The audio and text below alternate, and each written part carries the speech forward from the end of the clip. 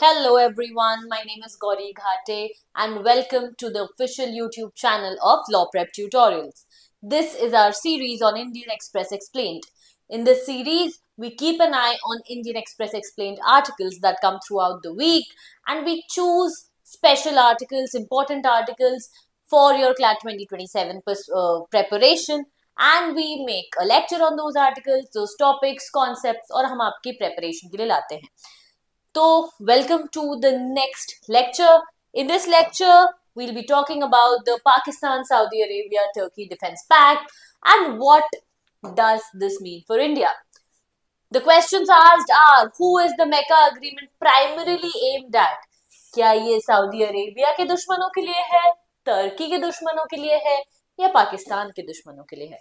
So that's what the question is. Who is the Mecca Agreement primarily aimed at? What do Saudi Arabia, Pakistan and Turkey get out of it? तीनों countries में से हर एक country को क्या क्या मिल रहा है इसमें से? And what does India need to watch out for? An expert explains. So let's see the important facts related to this article and what are the implications of it. The Makkah Joint Defense Agreement or the MJDA was signed on 7th of August and the signatories of this pact are Saudi Arabia, Pakistan and Turkey. What we need to understand is that Pakistan is the sole nuclear power in the Islamic world. Turkey is one of the two Muslim majority members of NATO and Saudi Arabia is the Gulf's largest economies. तो अगर हम देखें तो ये तीनों countries they bring something unique to the table in this pact. अगर हम इसका पर्पस देखें और जो इस पैक्ट ने अपने आप को एक्सप्लेन किया है, जो हमें पता चला है अभी तक, we see that this is a collective defense agreement, which means that an attack on any of these three countries would mean that this is an attack on all the three countries. इसमें एक mutual defence का clause है कि कोई भी armed attack होना चाहिए. Armed attack against any one of the three states shall be regarded as an attack against them all. मतलब आप एक पे अटैक करोगे, सब लोग रिटेलिएट करेंगे. Additional scope क्या है कि it provides for enhancement of all aspects of defense cooperation among the three states. Easy to understand. Transparency क्या है? इस पैक्ट की कोई और डिटेल हमें बताई नहीं गई, तो ट्रांसपेरेंसी बहुत कम है इस पैक्ट की, पब्लिकली रिलीज नहीं हुई है.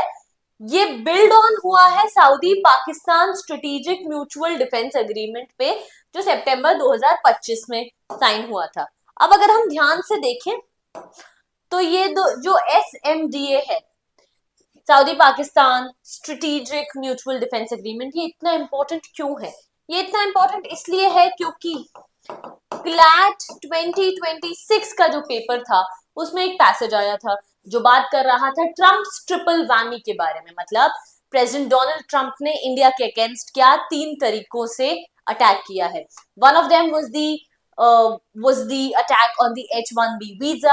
Second one was the tariffs, जब 50% हो गए थे tariffs.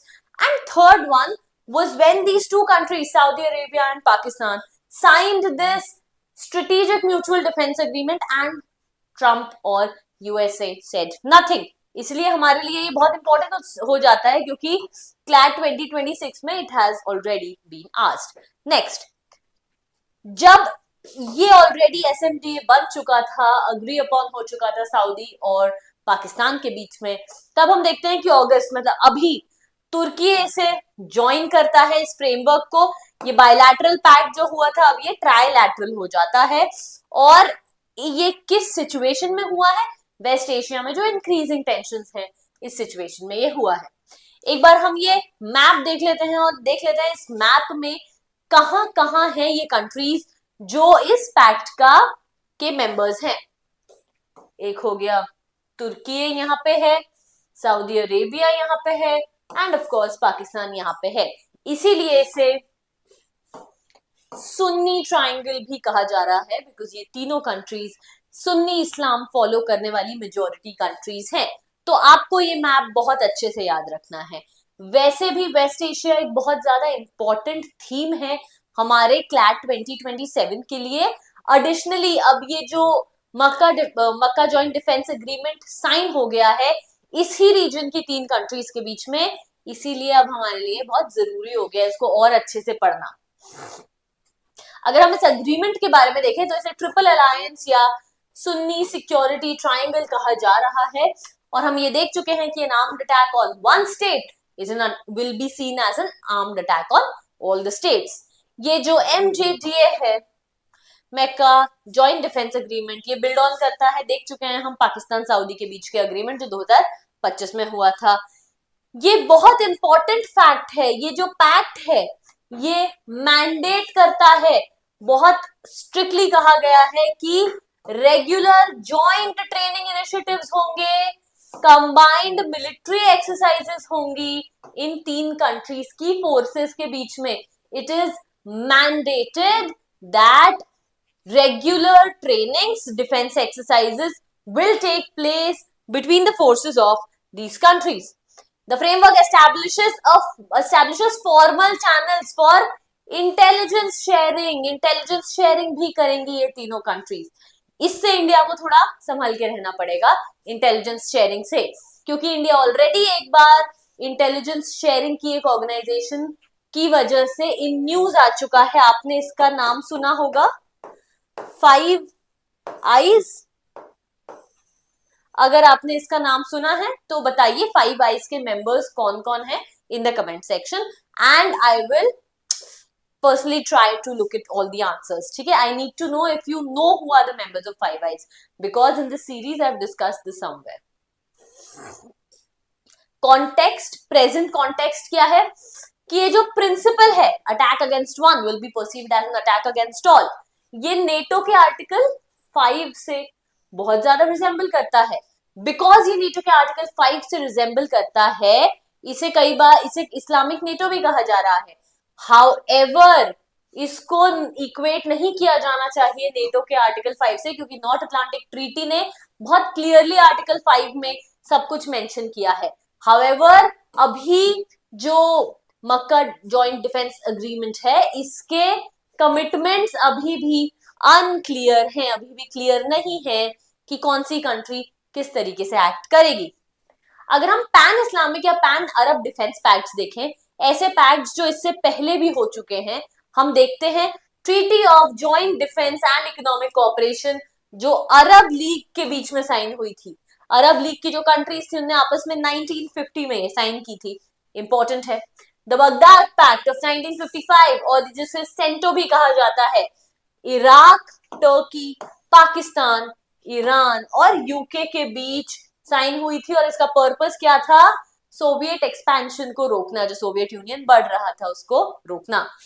The peninsula shield force GCC countries ने बनाया था 1984 में during the Iran Iraq war. The Islamic military counter terrorism कोalition और द IMCTC ये कब फॉर्म हुआ था? 2015 में, where 40+ countries that were led by Saudi Arabia, इनका पर्पस था काउंटर टेररिज्म। अगर हम ये देखें, अब सवाल ये आता है कि यही तीन कंट्रीज साथ में क्यों आई? What is each of these countries getting out of this pact? आइए हम ध्यान से देखते हैं। सऊदी अरेबिया के बारे में देखते हैं कि सऊदी अरेबिया अपनी जो रिलायंस है यूएसए पे उसको रिड्यूस करना चाहता है, इंडिपेंडेंट डिफेंस कैपेबिलिटीज बनाना चाहता है। साथ ही हम देख चुके हैं सऊदी अरेबिया पे हुथीज, ये येमन है, बाब अल मंडेब के यहाँ ये जो येमन है यहाँ बहुत ज्यादा अटैक कर रहे हैं येमन के हुथीज सऊदी अरेबिया पे, और यहाँ स्ट्रेट ऑफ हॉर्मुज से ईरान की रिस्क तो बनी हुई ही है। ईरान की मिसाइल, ड्रोन और प्रॉक्सी थ्रेट्स सऊदी अरेबिया के ऊपर बहुत समय से लूम कर रहे हैं। अगर हम तुर्की और पाकिस्तान की बात करें तो Turkey views Israel's expanding military presence in Gaza and Syria as a growing security challenge. तो जहां सऊदी अरेबिया को यूएस से अलग होना है और हुथीस से और ईरानियन प्रॉक्सीज से अपने आप को बचा के रखना है, वहीं तुर्की क्या देख रहा है? तुर्की को थ्रेट फील हो रहा है, किससे? इजराइल से। अगर हम लोकेशन वाइज देखें, ये हो गया तुर्की और ये हो गया इजराइल। पाकिस्तान को और स्ट्रेटेजिक रेलेवेंस चाहिए, इसलिए हमने देखा है कि इस्लामाबाद एमओयू भी पाकिस्तान ने साइन करवाया था, वो फेल हो गया, वो अलग बात है। बट पाकिस्तान कोशिश कर रहा है कि बहुत बड़ा पीस मेकर बने, बहुत बड़ा अपनी रेलेवेंस बढ़ाए जियो पॉलिटिक्स में, which may or may not be happening. It's too soon to say that. However, this is the reason behind why Pakistan is engaging with these two countries. तो हम देख चुके हैं कि तुर्की क्या चाहता है, सऊदी अरेबिया क्या चाहता है, पाकिस्तान क्या चाहता है। हर कंट्री की अपनी अपनी स्ट्रेटेजिक कैपेबिलिटी है। जैसे सऊदी अरेबिया के पास फाइनेंशियल हेफ्ट है, गल्फ कंट्रीज में सबसे ज्यादा फाइनेंशियली स्ट्रांग है, एनर्जी रिसोर्सेज है, स्ट्रेटेजिक लोकेशन है गल्फ रीजन में। तुर्की में के पास नेटो के स्टैंडर्डाइज्ड मिलिट्री इंडस्ट्रियल कैपेबिलिटीज है, क्योंकि तुर्की नेटो मेंबर है। एडवांस ड्रोन्स, एरोस्पेस टेक्नोलॉजी, तुर्की के ड्रोन्स जो है ये पहले भी पाकिस्तान को सप्लाई करते आया है। तो जो तुर्की के ड्रोन्स थे वही पाकिस्तान ने इंडिया के अगेंस्ट यूज किए थे जब ऑपरेशन सिंदूर हुआ था, और इंडिया की एंटी ड्रोन मिसाइल्स ने उनको सक्सेसफुली स्टॉप किया था। अब हम कैसे जानते हैं कि इंडिया के एंटी ड्रोन सिस्टम सक्सेसफुल रहे थे?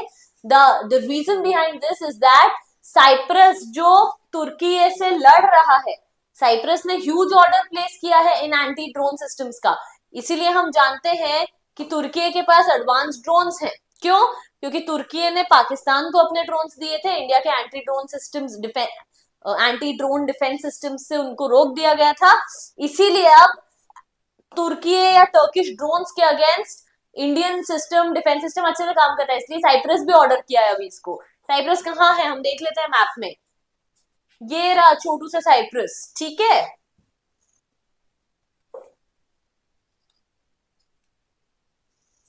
ओके, पाकिस्तान के पास क्या है? पाकिस्तान इन तीनों में से ओनली न्यूक्लियर केपेबल कंट्री है, कन्वेंशनल मिलिट्री स्ट्रेंथ है, नंबर मिलिट्री का बहुत ज्यादा है, साथ में लॉन्ग स्टैंडिंग डिफेंस टाइज हैं इसके सऊदी अरेबिया के साथ।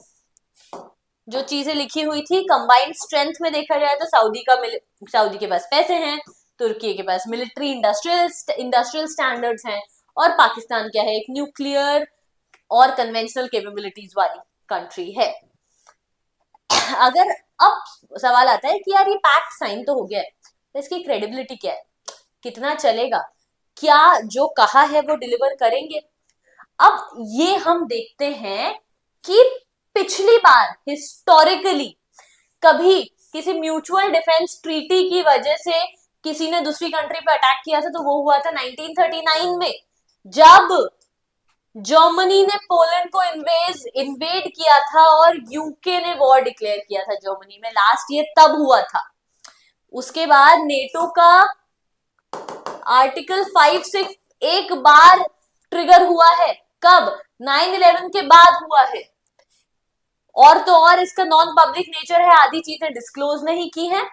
और पास्ट में हम 2 एग्जांपल्स देख चुके हैं जब सऊदी अरेबिया पे ईरान और हुथीज जो आज भी मिसाइल्स दागे जा रहे हैं, लेकिन Pakistan did not fire a shot. Saudi Arabia पे तो डायरेक्ट अटैक कर रहे हैं ना ईरान और हुथीज, लेकिन फिर भी पाकिस्तान ने नहीं ये सोचा, क्योंकि ये 2025 में पाकिस्तान और सऊदी अरेबिया तो ऑलरेडी ये पैक्ट साइन कर चुके थे, इसमें एड ऑन अभी हुआ है टर्की, तो इन्होंने क्या किया? कुछ भी नहीं किया। एडिशनली अफगानिस्तान के अगेंस्ट जब पाकिस्तान ने फुल ऑन वॉर डिक्लेयर कर दिया था, जिसका नाम था ऑपरेशन गजब लिल हक, तब भी सऊदी अरेबिया सपोर्ट में नहीं आया था, किसके? पाकिस्तान के। तो सवाल ये उठता है कि how serious are they about their defence pact? अगर हम मिलिट्री कोलैबोरेशन देखें तो हम यही सारी चीजें यहां देख चुके हैं, है ना। सऊदी की मिलिट्री नीड्स है, सऊदी के पास पैसा है, इंस्टीट्यूशनल फ्रेमवर्क की अगर बात की जाए तो एक नया प्रॉपर फ्रेमवर्क और गाइडलाइंस बनी है, और साथ ही ये लोग अपने अपने तरीकों से कोलैबोरेट करेंगे। While Iran is a default target, the principal the principal adversary कौन है, मेन एडवर्सरी इन तीनों का? Israel, especially for Turkey, which sees Israel as a larger security risk in Syria.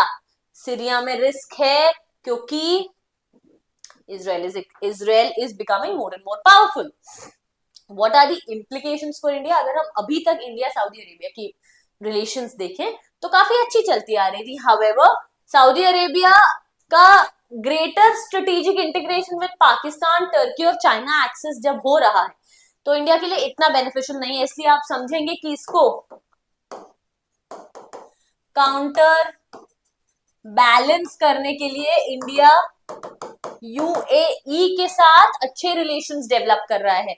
जैसे स्ट्रेटेजिक रिजर्व्स वाला पैक्ट जो अभी इंडिया ने साइन किया है कि एडीएनओसी जो सऊदी अरेबिया की ऑयल कंपनी है, government oil company, state oil company, वो अपने ऑयल स्टोर करेगी इंडिया के स्ट्रेटेजिक रिजर्व्स में 30 बिलियन बैरल्स वाला.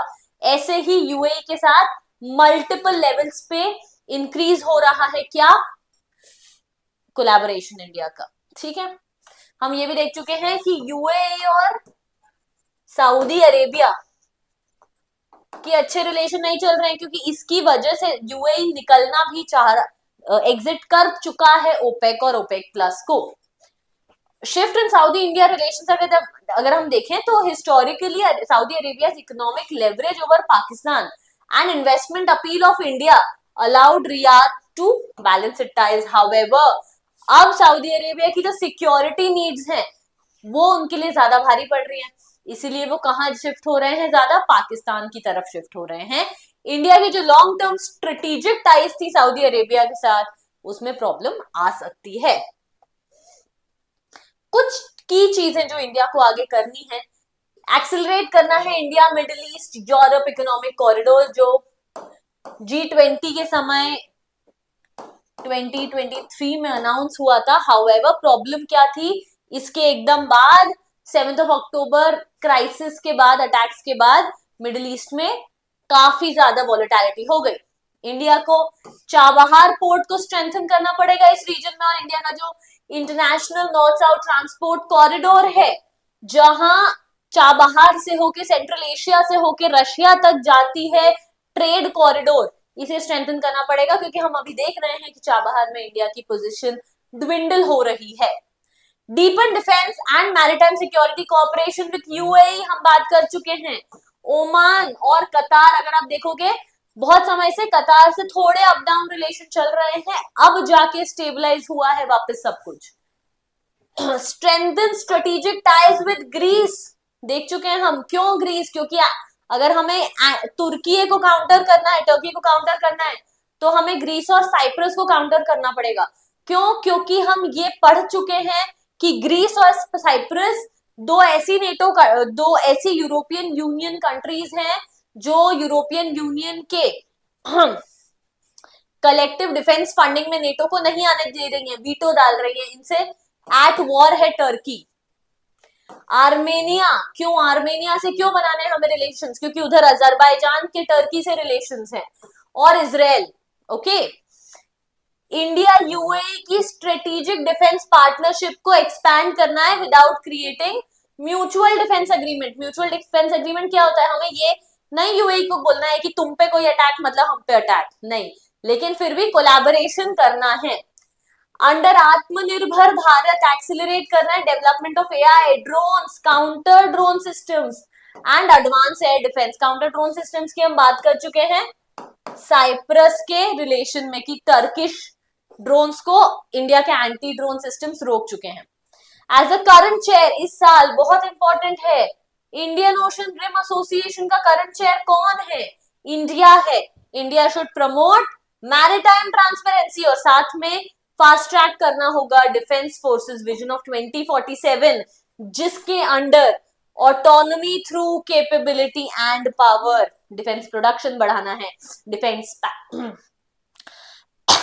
डिफेंस एग्रीमेंट्स बढ़ाना है, म्यूचुअल डिफेंस में नहीं जाना है.